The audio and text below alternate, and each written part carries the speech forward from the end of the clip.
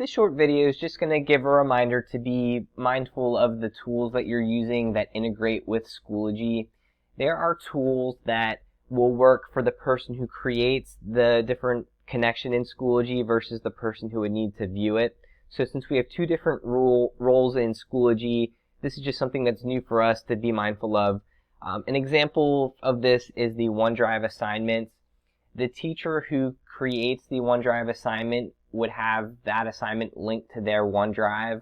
So basically they would have to share that assignment folder in their OneDrive with the course instructor for the instructor to be able to see what the student responses are.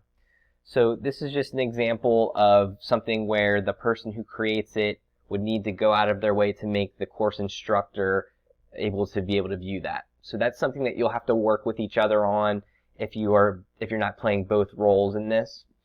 And then there's other things to consider as well. So even if it works out well that you can use things with co-teachers in your course, there are some tools that restrict how you use them in the future.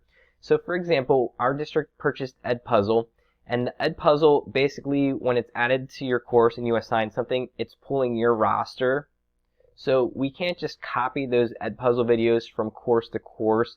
We basically have to reassign them every year. And the same thing basically works with the OneDrive assignment. So it's basically tied to your course roster. So you would basically need to recreate that assignment again next year. And there's other tools that work that way.